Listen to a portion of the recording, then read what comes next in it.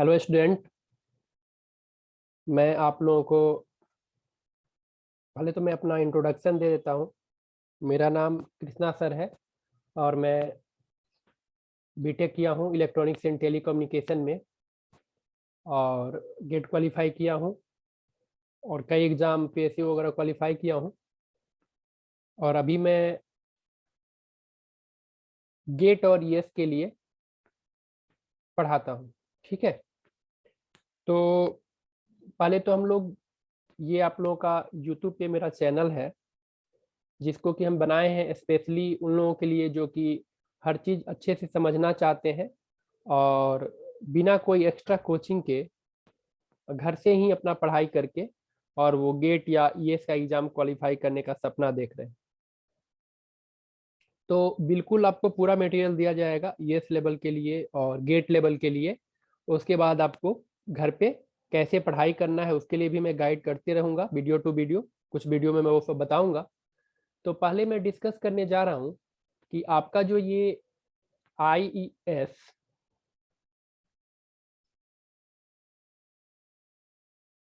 ये जो एग्ज़ाम होता है इसमें बेसिकली आपको 3 एग्ज़ाम होता है, 3 स्टेज में ये लिया जाता है। ये जो एग्ज़ामिनेशन होता है ये 3 स्टेज में होता है। इसका जो पहला स्टेज है स्टेज फर्स्ट, इसमें आपको स्टेज फर्स्ट में आपको टोटल 2 पेपर देना रहेगा। ऑब्जेक्टिव ऑब्जेक्टिव पेपर 1 और ऑब्जेक्टिव पेपर 2।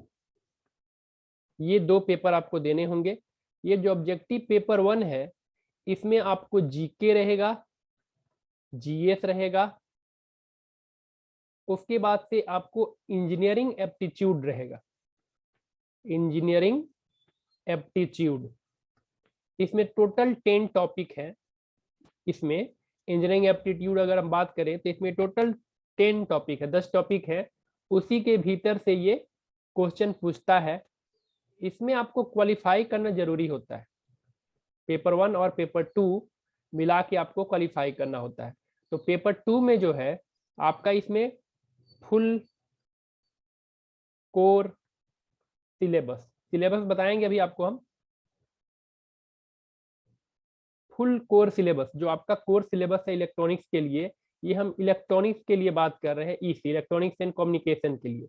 लेकिन ये जो पेपर 1 होता है ये सभी के लिए कॉमन होता है और पेपर 2 जो होता है ये आपके सब्जेक्ट से रिलेटेड रहेगा। फुल कोर सिलेबस जो आपका कोर सिलेबस है टोटल आपको लगभग उसमें 12 बुक पढ़ने हैं, 12 सब्जेक्ट पढ़ने हैं आपको। 12 सब्जेक्ट पढ़ने हैं, उसको मिला के आपका आपका बनेगा ऑब्जेक्टिव पेपर 2। ठीक है, इसमें टोटल आपको 12 सब्जेक्ट 10 ठो सब्जेक्ट आपको पढ़ने हैं, अलग अलग विषय पढ़ने हैं। 12 ठो 12 सब्जेक्ट पढ़ने हैं आपको, उसको मिला के आपका बनेगा ऑब्जेक्टिव पेपर 2। और ऑब्जेक्टिव पेपर 1 कैसे बना, ये जीके जीएस और आपको engineering aptitude, reasoning ability, total 10 topic है इसमें, जिसको कि मिला के आपका बनेगा ऑब्जेक्टिव पेपर 1। ठीक है, ऑब्जेक्टिव पेपर 1 जो है ये जो होगा आपका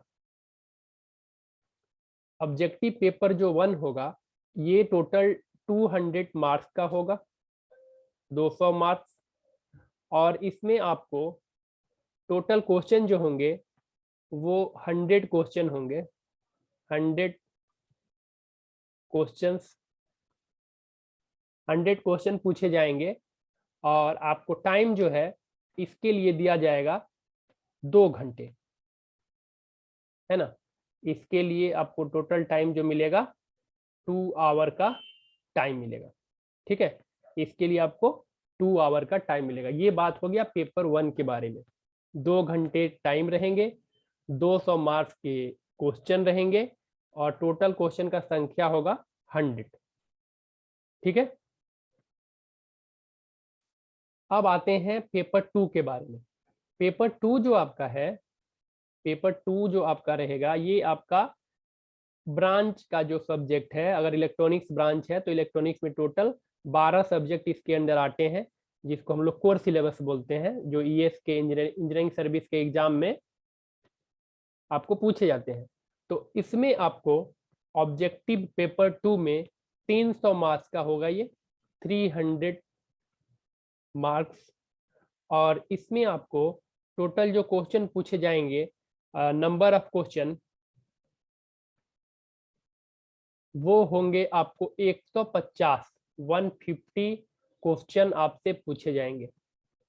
150 क्वेश्चन आपसे पूछे जाएंगे, 300 नंबर का होगा और ये 3 घंटे का होगा, 3 आवर, 3 घंटे का होगा पेपर 2।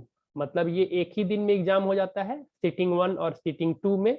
और एक पेपर होता है 2 घंटे का, और सेकेंड पेपर आपका जो टेक्निकल होता है कोर पेपर, वो होता है 3 घंटे का। 150 क्वेश्चन पूछे जाते हैं, 3 घंटे समय रहते हैं। मतलब अगर बात किया जाए स्टेज 1 का, तो स्टेज 1 का कंक्लूजन ये है कि स्टेज 1 में आपको टोटल 500 नंबर का एग्जाम होता है, 500 मार्क्स, और आपका टाइम रहता है 5 घंटे, 5 आवर। और नंबर ऑफ क्वेश्चन कितने रहते हैं? 250 क्वेश्चन, पेपर 1 प्लस 2, 1 प्लस 2 मिला के हम बात कर रहे हैं, पेपर 1 और 2 मिला के आपका यही सिचुएशन रहेगा, है ना। तो इसमें आपको क्वालिफाई करना है। जो आदमी स्टेज 1 में क्वालिफाई करेगा उसी को स्टेज 2 के लिए अलाउ किया जाएगा। जो स्टेज 1 में क्वालिफाई नहीं करेगा उसका स्टेज 2 में उसको अलाउ नहीं किया जाएगा, ठीक है। तो स्टेज 1 में आपको क्वालिफाई करना जरूरी होता है। मतलब आपको टोटल 500 नंबर में से आपको क्वालिफाइंग मार्क्स जो है 50% के नीचे ही रहता है, जनरली 50% के आसपास। तो उतना मार्क्स आपको लाना है क्वालिफाई करने के लिए, तब आप एग्जाम को क्वालिफाई कर पाएंगे, ठीक है। इसका मार्क्स आपको जो फाइनल रिजल्ट होगा उसमें काउंट नहीं होता है। स्टेज 1 का मार्क्स फाइनल एग्जाम जो रिजल्ट आएगा, फाइनल रिजल्ट, उसमें काउंट नहीं होता है। टोटल हमारा जो ईएस का एग्जाम होता है उसमें 3 स्टेज होता है। स्टेज 1 ऑब्जेक्टिव टाइप होता है, स्टेज 2 सब्जेक्टिव टाइप होता है, और स्टेज 3 में आपका पर्सनल इंटरव्यू लिया जाता है। तो ये हमारा स्टेज 1 के बारे में हमको उम्मीद है कि आप लोग अच्छे से समझ गए होंगे। स्टेज 1 में ऑब्जेक्टिव पेपर 1 रहेगा, जो सारे ब्रांच के लिए सेम रहता है, कॉमन सिलेबस है उसका सारे ब्रांच के लिए, चाहे वो इलेक्ट्रॉनिक्स ब्रांच का हो चाहे मैकेनिकल ब्रांच का हो, सबके लिए सेम सिलेबस है पेपर 1 का। वो सबको एक ही सेम पेपर रहेगा, उसमें आपको 10 टॉपिक दिया हुआ है, उसी से क्वेश्चन पूछे जाते हैं। ऑब्जेक्टिव पेपर जो 2 होगा वो आपका कोर सिलेबस होगा। इलेक्ट्रॉनिक्स के हैं तो उसका इलेक्ट्रॉनिक्स का सिलेबस रहेगा, अगर आप मैकेनिकल के हैं तो मैकेनिकल का सिलेबस रहेगा, इस तरह से रहेगा। इसमें टोटल लगभग 12 सब्जेक्ट है। पेपर 2 जो होगा, कोर सिलेबस जो बना हुआ है उसमें लगभग 12 सब्जेक्ट हम लोग को पढ़ने होते हैं, ठीक है। स्टेज 1 हमारे ख्याल से सबको क्लियर हो गया होगा। अब चलते हैं हम लोग स्टेज 2। स्टेज 2, स्टेज सेकेंड जो होगा ये आपका 2 पेपर रहेगा, एक रहेगा सब्जेक्टिव 1 और सब्जेक्टिव 2। सब्जेक्टिव 1 और सब्जेक्टिव 2, 2 पेपर का एग्जाम आपको देना होगा। इसमें क्या होगा, आपका जो सब्जेक्टिव 1 होगा ये आपका 3 घंटे का होगा, 3 आवर टाइम दिया जाएगा। इसमें आपको जो मार्क्स होगा, टोटल जो मार्क्स होगा वो 300 नंबर का होगा, 300 marks,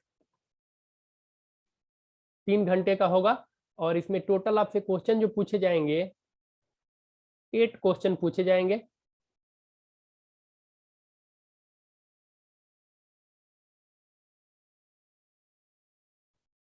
hype need to answer, आपसे 8 क्वेश्चन पूछे जाएंगे। जैसे आपका बीटेक का सेमेस्टर का एग्जाम होता है तो उसमें 8 क्वेश्चन पूछे जाते हैं, उसमें से आपको 5 ही क्वेश्चन के आंसर देने होते हैं। अब जैसे 1 का दिया रहेगा A B C D E तक देता है ना, इस तरह से। 2 का दिया रहेगा ए बी सी, इस तरह से। 3 का दिया रहेगा ए बी सी डी, मतलब एक क्वेश्चन में 3, 4 या 5 क्वेश्चन पूछे जा सकते हैं, है ना। एक एक क्वेश्चन जो आपका होगा कम से कम 10 नंबर का या 15 नंबर का या उससे भी ज्यादा का हो सकता है। 10 से 15 नंबर का होगा एक क्वेश्चन, मतलब 1 का अगर ए का बात करें तो अकेले ये क्वेश्चन होगा कम से कम 10 से 15 नंबर का, ऐसे क्वेश्चन पूछे जाते हैं, ठीक है। तो टोटल आपको 5 ही क्वेश्चन का आंसर देना है। जैसे कि आप पहला क्वेश्चन सिलेक्ट कर लिए तो पहला का A B C D E जितना दिया है सबका आंसर आपको करना है। ये नहीं कि आप पहला का ए बना दिए, दूसरा का बी बना दिए, ऐसे नहीं होगा। जिस क्वेश्चन को आप सिलेक्ट कीजिएगा उसका जो सब क्वेश्चन है, सब क्वेश्चन मतलब ए बी सी डी करके जो क्वेश्चन दिया हुआ है वो आपको आंसर करने हैं। मतलब आप 5 क्वेश्चन वही सिलेक्ट कीजिए। जैसे मान लीजिए आपको 3 नंबर क्वेश्चन का सारा आता है तो 3 सेलेक्ट कर लीजिए, 7 नंबर क्वेश्चन का सारा आता है तो 7 सेलेक्ट कर लीजिए। मतलब जो क्वेश्चन आप सिलेक्ट करेंगे 5 ठो, उसका सारा क्वेश्चन आपको आएगा तो आपके लिए सही रहेगा। मतलब कि आप ऐसा नहीं कर सकते कि रैंडम सेलेक्ट करके आंसर दे देंगे। 5 ठो कोई भी आप सिलेक्ट कीजिए, 8 क्वेश्चन आपको दिया गया है उसमें से आप 5 कोई भी सिलेक्ट कर लीजिए और जो भी सिलेक्ट कीजिए उसको फुल आंसर कीजिए, उसका ए बी सी डी जितना है सारा का आंसर कीजिए। तो उसका हर एक क्वेश्चन, जैसे कि 3 नंबर क्वेश्चन है, 3 में दिया हुआ है ए बी सी, 3 क्वेश्चन दिया हुआ है ए बी और सी, 3 ठो क्वेश्चन है तो हर एक क्वेश्चन 10 से 15 नंबर का रहेगा। हर एक क्वेश्चन, ये भी 10 से 15 नंबर, ये भी 10 से 15 नंबर, ये भी 10 से 15 नंबर, ऐसा रहता है। तो पेपर 1 में आपको टोटल जो क्वेश्चन पूछे जाएंगे वो 8 क्वेश्चन पूछे जाएंगे सब्जेक्टिव टाइप, उसको आपको लिखना होगा। उसमें आपको न्यूमेरिकल पूछे जाएंगे, उसमें आपको फार्मूला को ड्राइव करने के लिए पूछा जाएगा, उसमें आपको कुछ थ्योरी लिखने के लिए भी पूछा जाएगा, उसमें आपको ग्राफिकल क्वेश्चन भी पूछा जाएगा। मतलब कंप्लीट जैसे सेमेस्टर का आपका एग्जाम होता है वैसा ही रहेगा, लेकिन कुछ लेवल इसका अच्छा रहेगा। सेमेस्टर के लेवल से इसका लेवल थोड़ा सा और अच्छा रहेगा और वैसा कोई टफ नहीं रहेगा। आप इजीली अगर पढ़े हुए हैं तो अच्छे से लिख सकते हैं। जैसे कि फार्मूला का डेरिवेशन जो है, अगर आप अच्छे से अपना सेमेस्टर पढ़े हुए हैं तो डेफिनेटली आप लोग फार्मूला का डेरिवेशन कर लेंगे। और न्यूमेरिकल पूछता है, बहुत ज़्यादा हार्ड नहीं पूछता है। और डेरिवेशन जो ज़्यादा डेरिवेशन पूछता है, जो कि आप अगर अच्छे से सेमेस्टर किए हैं तो आप इजीली उसको आंसर कर पाएंगे, ठीक है। तो ये आपका क्लियर हो गया कि सब्जेक्टिव टाइप में 2 पेपर लेगा। पहला पेपर जो होगा वो 3 घंटे का होगा, 300 नंबर का होगा, 8 क्वेश्चन पूछे जाएंगे, 8 क्वेश्चन, और आपको उसमें से 5 क्वेश्चन का आंसर देना होगा, ठीक है। अब 5 क्वेश्चन में हर एक में ए बी सी डी, ए पहला में भी ए बी सी डी बहुत सारे क्वेश्चन रहेंगे। मतलब लगभग आपको 20 क्वेश्चन पूछे जाएंगे, 20 से 25 के बीच में क्वेश्चन आपको पूछे जाएंगे टोटल। अगर देखें तो 5 क्वेश्चन है तो 5 में ए बी सी इस तरह से, फिर पहला क्वेश्चन में A B C D E इस तरह से, टोटल आपको लगभग 20 क्वेश्चन, 20 प्लस क्वेश्चन आपको पूछे जाएंगे जिसको कि आपको आंसर करना होगा, है ना। तो 8 क्वेश्चन में से आपको 5 क्वेश्चन के आंसर करने हैं। वैसे ही अगर हम बात करें सब्जेक्टिव पेपर 2 का, तो इसमें भी आपको 3 घंटे टाइम मिलेंगे। इसमें भी आपको 300 नंबर का क्वेश्चन होगा और इसमें भी आपको 8 क्वेश्चन पूछे जाएंगे आउट ऑफ 5 क्वेश्चन का आंसर करना होगा। ऐसे आप लिख सकते हैं answer 5 out of 8 question. 8 question में से आपको इसमें भी 5 क्वेश्चन के आंसर करने होंगे। पेपर 1 का सिलेबस अलग है, इसमें 6 बुक पढ़ना है, और पेपर 2 जो आपका है सब्जेक्टिव टाइप, इसका भी 6 बुक पढ़ना है। इसमें भी दोनों का सिलेबस अलग अलग है। तो हमको उम्मीद है कि आपको स्टेज 2 का जो एग्जामिनेशन पैटर्न है वो अच्छा से समझ आ गया होगा। सब्जेक्टिव टाइप क्वेश्चन होगा, आपका सेमेस्टर जैसे होता है वैसे ही होगा, थोड़ा सा डिटेल में लिखना रहेगा। 8 क्वेश्चन में से आपको 5 क्वेश्चन का आंसर देना होगा और आपका जो क्वेश्चन होगा मोस्टली वो डेरिवेशन टाइप डिराइव करना होगा, कुछ का कंसेप्ट लिखना होगा और कुछ आपको क्वेश्चन जो होंगे वो न्यूमेरिकल होंगे, ठीक है। ये क्लियर हो गया आपको स्टेज 2 का। अब आते हैं हम लोग स्टेज, हम लोग का जो सिलेबस है, हमको जो सिलेबस है ये पेपर 1 का अगर बात करें, पेपर 1 का अगर बात करें तो इसमें जो हमको सब्जेक्ट पढ़ने हैं वो है हमको पहला बेसिक इलेक्ट्रॉनिक्स। दूसरा जो हमको सब्जेक्ट पढ़ना है वो है बेसिक इलेक्ट्रिकल इंजीनियरिंग, जिसको आप लोग बोलते हैं नेटवर्क थ्योरी, इसको आप लोग बोल सकते हैं नेटवर्क थ्योरी, जिसमें क्या आपको थेवेनिन सीरीज, आपको किरचॉफ लॉ, ये सब पढ़ना है, नेटवर्क थ्योरी। उसके बाद से बेसिक इलेक्ट्रॉनिक्स में आपको क्या पढ़ना है, आपको इलेक्ट्रॉनिक्स डिवाइस के बारे में जानना है, जैसे डायोड है, ट्रांजिस्टर है, कैसे बनता है, कैसे काम करता है, मॉस कैसे काम करता है, एनमॉस पीमॉस कैसे काम करता है। तो ये इलेक्ट्रॉनिक्स डायोड हो गया, ट्रांजिस्टर हो गया, आपको एफईटी हो गया, कैसे बनते हैं, कैसे काम करते हैं, उसका रिलेटेड जो फॉर्मूला है उसका डेरिवेशन वगैरह आपको करना होगा। तो ये सब पढ़ना है। बेसिक इलेक्ट्रिकल इंजीनियरिंग में आपको नेटवर्क थ्योरी के बारे में पढ़ना है, जितने तरह के नेटवर्क होते हैं उसके बारे में पढ़ना है, Kirchhoff voltage law, Kirchhoff current law. उसके बाद से आपको अलग अलग थ्योरी है नेटवर्क को सॉल्व करने के लिए, थेवेनिन सीरीज हो गया, थेवेनिन थ्योरम हो गया, या नॉर्टन थ्योरम हो गया, ये सब आपको पढ़ने हैं नेटवर्क थ्योरी में। उसके बाद से आपको जो तीसरा सब्जेक्ट पढ़ना है वो है material science. Material science, material के बारे में पढ़ना है। इसमें इंजीनियरिंग में आप लोग पढ़े होंगे, मटेरियल के बारे में हम लोग को जानना है, जितने तरह के एलिमेंट है उसका प्रॉपर्टी क्या होता है, उसे कौन सा कंपाउंड बनता है ना, कैसे काम करता है, उसका बिहेवियर क्या होता है, ये सारी चीजों का एनालिसिस हमको करना है मटेरियल साइंस में। सॉलिड स्टेट वगैरह जो भी है सब्जेक्ट जो केमिस्ट्री में आप लोग पढ़े हुए हैं वही चीज हम लोग को पढ़ना है मटेरियल साइंस में। चौथा जो आपका सब्जेक्ट है electronics, electronics measurement, electronics measurement and instrumentation. Electronics measurement and instrumentation में क्या पढ़ना है आपको, मेजरमेंट कैसे करते हैं, आपको करंट का मेजरमेंट, वोल्टेज का मेजरमेंट, पावर का मेजरमेंट, ये सारे मेजरमेंट कैसे हम लोग करते हैं, उसका इक्विपमेंट कैसे काम करता है, ये सारे चीजों के बारे में आप लोगों को पढ़ना है इलेक्ट्रॉनिक्स मेजरमेंट एंड इंस्ट्रूमेंट में। उसके बाद से आपको है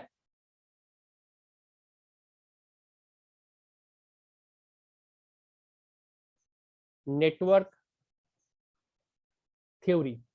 एक्चुअली इलेक्ट्रिकल इंजीनियरिंग में भी आपको वही चीज पढ़ने हैं, लेकिन मशीन वशीन के बारे में थोड़ा पढ़ना है। और यहाँ पे आपको जाके नेटवर्क थ्योरी को ये दो भाग में एक्चुअली बांट के हम लोग दिए हैं, यहाँ पे सब्जेक्ट का नाम, यहाँ पे आपको पढ़ना है थ्योरम, यहाँ पे थ्योरम पढ़ना है, यहाँ पे आपको सिर्फ पढ़ना है इलेक्ट्रिकल इंजीनियरिंग के बारे में, जो इलेक्ट्रिकल इंजीनियरिंग में आप लोग पढ़े हुए होंगे वही चीज, यहाँ पे आपको जाके थ्योरम पढ़ना है। उसके बाद से लास्ट जो आपका सब्जेक्ट है analog and digital circuit. Electrical engineering को ही दो भाग में बांट दिए हम लोग बुक के हिसाब से, एक में हम लोग को उसका थ्योरेटिकल पार्ट पढ़ना है और यहाँ पे आके हम लोग को उसका न्यूमेरिकल एनालिसिस करना है नेटवर्क थ्योरी में, है ना, इसीलिए हम लोग दो अलग अलग बुक में बांट दिए हैं। तो टोटल आपको 6 सब्जेक्ट पढ़ने हैं, basic electronics, basic electrical engineering, उसके बाद material science, electronic measurement and instrumentation, network theory और एनालॉग एंड डिजिटल सर्किट। इसमें आप लोगों को सर्किट के बारे में पढ़ना है कि आपको बीजेटी कैसे बनता है, आपको बायसिंग कैसे करते हैं, ऑपरेशनल एम्पलीफायर क्या होता है, ये सारी चीज़ों के बारे में पढ़ना है आप लोगों को एनालॉग एंड डिजिटल सर्किट में। ये हो गया आपका पेपर 1। अब हम लोग देखते हैं पेपर 2 के बारे में, उसको आप लोग नोट कर सकते हैं। पेपर 2, पेपर 2 में आपको लगभग 6 सब्जेक्ट पढ़ने हैं, इसके बारे में बता देता हूँ आप लोगों को। ये है analog and digital communication, digital communication, analog and digital communication. इसमें आपको क्या पढ़ना है, एएम पढ़ना है, एफएम पढ़ना है, और डिजिटल कम्युनिकेशन में हम लोग क्या करते हैं एएसके, पीएसके, यूपीएसके, जो हम लोग मॉड्यूलेशन डीमॉड्यूलेशन वगैरह पढ़ते हैं, वो सारे चीज आपको पढ़ने हैं एनालॉग एंड डिजिटल कम्युनिकेशन में। आपको पता होगा एनालॉग कम्युनिकेशन एएम एफएम हो गया, और डिजिटल कम्युनिकेशन का बात करेंगे तो एएसके, पीएसके, यूपीएसके, ये सारे चीज आप लोगों को पढ़ने हैं कम्युनिकेशन में। दूसरा जो हम लोग का सब्जेक्ट है कंट्रोल सिस्टम। कंट्रोल सिस्टम में आप लोगों को क्या पढ़ना है, कंट्रोल सिस्टम आप लोग शायद पढ़े होंगे, फीडबैक सर्किट जो होता है ब्लॉक डायग्राम बना के और हम लोग जो करते हैं, कंट्रोल सिस्टम हम लोगों को पढ़ना है डिटेल में, क्लियर है ना। जो हम लोग ब्लॉक डायग्राम बना के फीडबैक सर्किट पढ़ते हैं। उसके बाद से आपको पढ़ना है computer organisation, computer organisation and architecture, and architecture. इसमें आप लोगों को क्या पढ़ना है, इसमें आपको कंप्यूटर का जो कैसे बनता है, सीपीयू वगैरह कैसे काम करता है, कैसे कनेक्टेड होता है, कितने तरह के वायर होते हैं, ये सारे चीज आपको पढ़ने हैं कंप्यूटर ऑर्गेनाइजेशन एंड आर्किटेक्चर में। उसके बाद चौथा पढ़ना है आपको इलेक्ट्रोमैग्नेटिक। इसमें आप लोगों को क्या पढ़ना है, इलेक्ट्रोमैग्नेटिक्स में आपको हम लोगों को पढ़ना है ईएमटी के बारे में, इलेक्ट्रोमैग्नेटिक थ्योरी जो हम लोग पढ़ते हैं उसके बारे में पढ़ना है कि इलेक्ट्रोमैग्नेटिक वेव कैसे बनता है, कैसे चलता है, कैसे ट्रेवल करता है, वो सब हम लोग को पढ़ना है इलेक्ट्रोमैग्नेटिक में। उसके बाद से आपको एडवांस इलेक्ट्रॉनिक्स टॉपिक, जैसे VLI वगैरह के बारे में पढ़ते हैं आप लोग, VLSI कैसे काम करता है, आजकल सर्किट बनाया जा रहा है, कैसे IC बनाया जाता है, वो सब के बारे में आप लोगों को इसमें पढ़ना है। नंबर 6 पे है आपको एडवांस कम्युनिकेशन टॉपिक। इसमें आपको अभी जो कम्युनिकेशन हो रहा है, मोबाइल कम्युनिकेशन हो गया, या इसमें क्या क्या टेक्नोलॉजी यूज हो रहा है, एवोल्यूशन कैसे होता है, ये सारी चीजों के बारे में आप लोगों को पढ़ना है एडवांस कम्युनिकेशन टॉपिक में। तो इस तरह से आपको पेपर 2 के बारे में हम बता दिए। अब आते हैं हम लोग स्टेज 3 पे। स्टेज 3 जो होता है आपका पर्सनल इंटरव्यू होता है, PI पर्सनल इंटरव्यू होता है, और ये जो आपका होता है ये 200 नंबर का होता है, लगभग 2 घंटे का, बीच में भी आपका खत्म हो सकता है, 1.5 घंटे में भी भगा देगा अगर नहीं बताइएगा तो आपका ये 200 नंबर का होता है पर्सनल इंटरव्यू। आपका जो रिजल्ट बनेगा इंजीनियरिंग सर्विस का, जो रिजल्ट बनेगा वो कैसे बनेगा, रिजल्ट जो बनेगा वो आपका स्टेज 2 प्लस स्टेज 3 का जो मार्क्स आपका आएगा ये मिला के रिजल्ट बनता है। आपका स्टेज 1 का मार्क्स जो होता है वो रिजल्ट में काउंट नहीं होता है, स्टेज 1 का मार्क्स रिजल्ट में काउंट नहीं होता है, आपका सिर्फ स्टेज 2 और स्टेज 3 का जो मार्क्स है वो आपका रिजल्ट में काउंट होगा। इंटरव्यू का तैयारी में क्या करना है, आपको कुछ भी तैयारी नहीं करना है, आप जो पढ़ के गए हैं बस वो सफिशियंट है। आपको करना ये है कि थोड़ा बहुत करंट अफेयर देख लेना है, और उसके अलावा आप खुद को अच्छे से रिप्रेजेंटेटिव बनाइए, थोड़ा सा अपना कम्युनिकेशन ठीक कीजिए, 1 सप्ताह का थोड़ा ट्रेनिंग ले लीजिए कि कैसे बैठना है, कैसे उठना है, कैसे बोलना है ना, बस यही। और PI में आपको कुछ नहीं करना है। तो ये हो गया आपको इंजीनियरिंग सर्विस का कंप्लीट डिटेल कि एग्जामिनेशन पैटर्न क्या है और आप लोग को कैसे कैसे प्रिपरेशन करना है। फिर आपको एक बार रिपीट कर देता हूँ, इसमें स्टेज 1 होता है जिसमें कि 2 पेपर रहता है, एक पेपर GS टाइप रहता है और दूसरा पेपर कोर सब्जेक्ट का रहता है। टोटल 2 पेपर हो गया स्टेज 1 में, ठीक है।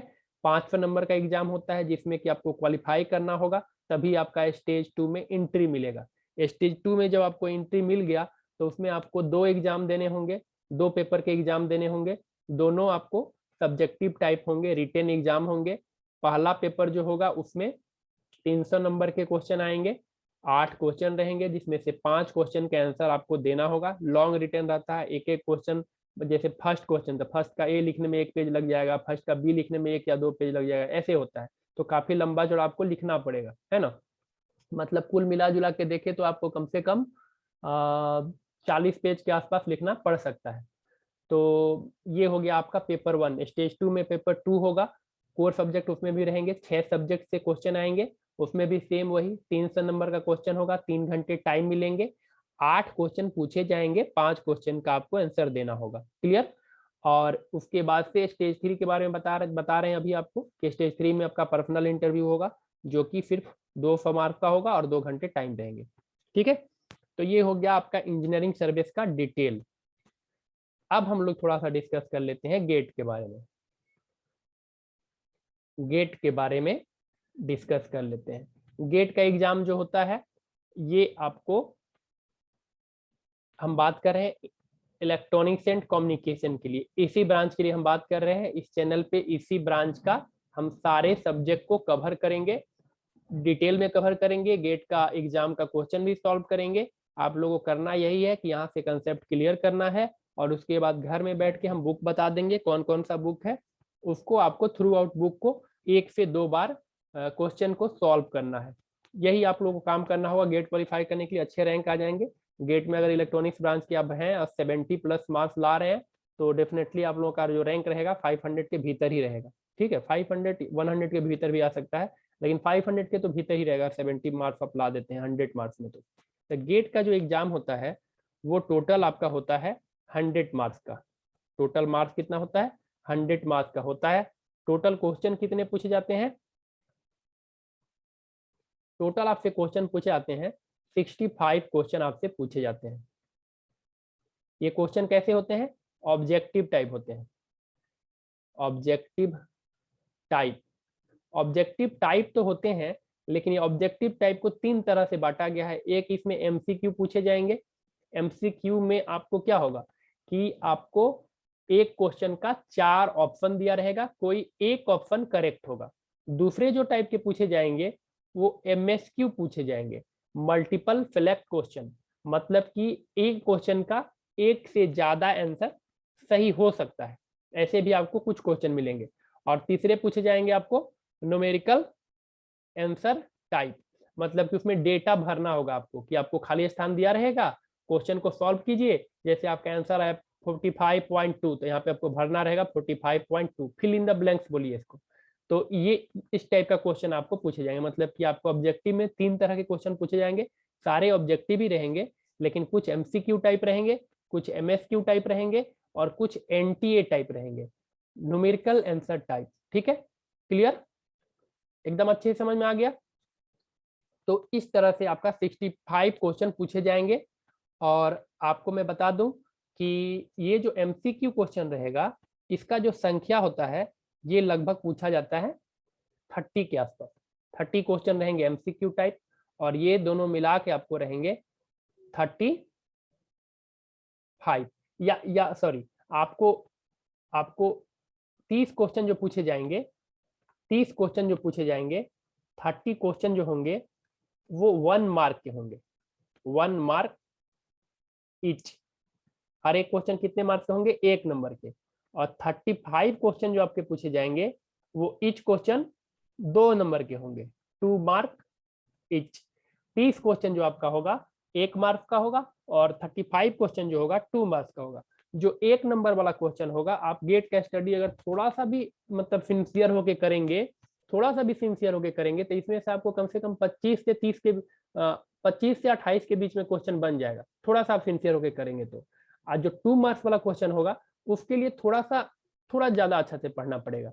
मतलब कि आपका गेट में 60 से लेके 70 मार्क्स लाना बहुत ज्यादा टफ नहीं है, उतना भी टफ नहीं है। अगर आप थोड़ा मेहनत करें तो 60 से 70 मार्क्स आ जाएगा आपको। लेकिन अगर आपको टॉपर की लिस्ट में जाना है, टॉप 10 में जाना है, तो आपको फिर बहुत मेहनत करना पड़ेगा। तो इस तरह से आपको 30 क्वेश्चन और ये 35 क्वेश्चन दोनों मिलकर कितना हो गया? आपका हो गया 65 क्वेश्चन आपसे पूछे जाएंगे। ये आपको उम्मीद है कि क्लियर हो गया होगा। अब इसको थोड़ा और अच्छा से आपको समझाते हैं। अब देखिए, ये आपको जो 65 क्वेश्चन पूछे जाएंगे, इसमें से आपको लगभग 15 क्वेश्चन रहेंगे जनरल एप्टीट्यूड के। एप्टीट्यूड, रीजनिंग, जनरल एप्टीट्यूड, ये मिला के 15 क्वेश्चन रहेंगे। ठीक है, 15 क्वेश्चन। बाकी कितने बच गए आपके? बाकी बच गए आपके, और ये 10 क्वेश्चन रहेंगे 15 मार्क्स का। 10 क्वेश्चन रहेंगे 15 मार्क्स का। 10 क्वेश्चन 15 मार्क्स रहेंगे। 10 क्वेश्चन टोटल, 10 क्वेश्चन आपको इसके हो गए। बाकी बच गए आपके 55 क्वेश्चन। ये जो 55 क्वेश्चन होंगे, इसमें से आपको इसको 2 भाग में बांट दिया गया है। इसमें से आपको लगभग आपको 12 से 15 मार्क्स का जो क्वेश्चन होगा वो आपका होगा इंजीनियरिंग मैथ से। इंजीनियरिंग मैथ, जिसमें कि आपको डिफरेंशियल इक्वेशन, 3D डायमेंशन पढ़ना है, वेक्टर पढ़ना है, जो आपका इंजीनियरिंग मैथ का सिलेबस है उससे आपको 12 से 15 नंबर के क्वेश्चन रहेंगे, और बाकी जो क्वेश्चन बच गए वो आपके रहेंगे 70 से 73 मार्क्स का जो आपका क्वेश्चन रहेगा, ये रहेगा आपका कोर सिलेबस से। कोर सिलेबस में आपको आपका सब्जेक्ट पढ़ना है, जो इंजीनियरिंग का सब्जेक्ट है वो पढ़ना है आपको। कोर सिलेबस से क्वेश्चन रहेंगे आपके 70 से 73 नंबर के क्वेश्चन रहेंगे। टोटल आपको 9 सब्जेक्ट पढ़ना है। टोटल कितना सब्जेक्ट पढ़ना है? 9 सब्जेक्ट आप लोगों को गेट के सिलेबस में पढ़ना है। 9 सब्जेक्ट से आपका 70 से 73 नंबर का क्वेश्चन आएगा। 10 से 15 नंबर के बीच का क्वेश्चन जो रहेगा वो रहेगा इंजीनियरिंग मैथ से, इंजीनियरिंग में मैथ आप लोग पढ़े हैं उससे, और बाकी जो है 15 नंबर का क्वेश्चन रहेगा जनरल एप्टीट्यूड से। ये है आपका गेट का एग्जाम पैटर्न। अब थोड़ा सा हम डिस्कस कर लेते हैं कि गेट में आपका जो पूछता है सब्जेक्ट वो कौन कौन सा है। तो गेट में आपका गेट का एग्जाम जो है, ये टोटल इसमें जो सब्जेक्ट आपसे पूछे जाते हैं वो 9 सब्जेक्ट पूछे जाते हैं। पहला है इंजीनियरिंग मैथमेटिक्स, इंजीनियरिंग मैथमेटिक्स। दूसरा है आपको, हम डिस्क्रिप्शन में लिंक डाल देंगे आपका सिलेबस का, कोर सिलेबस का और जीके के सिलेबस का, ये सारी चीज हम डिस्क्रिप्शन में डाल देंगे। सिलेबस ईएस का और प्लस आपको गेट का सारा सिलेबस हम आपका डिस्क्रिप्शन में डाल देंगे। यहाँ पे हम सिलेबस को एक्सप्लेन कर रहे हैं सिर्फ। दूसरा जो आपका सब्जेक्ट होता है वो होता है सिग्नल सिस्टम। सिग्नल सिस्टम में आपको वही फूरियर सीरीज पढ़ना है, फूरियर ट्रांसफर पढ़ना है, जेड ट्रांसफॉर्म पढ़ना है, ये सारी चीज पढ़ना है सिग्नल सिस्टम। इंजीनियरिंग मैथ में आपको क्या पढ़ना है? जो आपका इंजीनियरिंग में मैथमेटिक्स पढ़े हैं वो सिलेबस पढ़ना है। तीसरा जो आपका सब्जेक्ट है वो है आपका इलेक्ट्रॉनिक्स डिवाइस, इलेक्ट्रॉनिक्स डिवाइस। इसमें आपको क्या पढ़ना है? जैसे कि आपका डायोड कैसे बनता है, पीएन जंक्शन कैसे बनता है, आपका ट्रांजिस्टर कैसे बनता है, एफईटी कैसे बनता है, मॉस कैसे बनता है, वो सब कैसे वहाँ पे बायसिंग वगैरह, बायसिंग नहीं, उसका कैसे काम करता है, वो उसका ग्राफ कैसे होता है, उस पर करंट का क्या प्रभाव पड़ता है, वो सारा चीज आपको पढ़ना है इलेक्ट्रॉनिक्स डिवाइस के बारे में। डिवाइस के बारे में इसमें नॉलेज लेना है। चौथा जो आपका है एनालॉग, चौथा जो आपको पढ़ना है वो क्या पढ़ना है? Analogue circuit. एनालॉग सर्किट में आपको क्या पढ़ना है? बीजेटी और एफईटी, ये सारे क्या करना है? बायसिंग करना है, ऑपरेशनल एम्पलीफायर पढ़ना है, ये सारा चीज आपको एनालॉग सर्किट में पढ़ना है। सर्किट डिस्क्रिप्शन, सर्किट को सॉल्व करने आपको सीखना है। उसके बाद से आपको इलेक्ट्रोमैग्नेटिक थ्योरी पढ़ना है, इलेक्ट्रोमैग्नेटिक थ्योरी, जिसमें कि आपको ईएम वेव के बारे में पूरा डिटेल में पढ़ना है, इलेक्ट्रोमैग्नेटिक वेव के बारे में। छठा जो आपको सब्जेक्ट पढ़ना है डिजिटल सर्किट। डिजिटल सर्किट में क्या पढ़ना है? तो डिजिटल सर्किट में आप लोगों को पढ़ना है गेट पढ़ना है, आपको के मैप पढ़ना है, कॉम्बिनेशनल सर्किट पढ़ना है, सीक्वेंशियल सर्किट पढ़ना है, ये सारी चीज आपको पढ़ना है डिजिटल सर्किट में। सातवां जो आपका सब्जेक्ट है ये है कंट्रोल सिस्टम। कंट्रोल सिस्टम में आपको क्या पढ़ना है? कंट्रोल सिस्टम में आप लोगों को पढ़ना है ब्लॉक डायग्राम जो होता है हम लोगों के सर्किट का, फीडबैक सर्किट का, उसको सॉल्व करने, और हम लोगों को पढ़ना है कंट्रोल सिस्टम में। उसके बाद से आपको आठवां जो सब्जेक्ट पढ़ना है ये है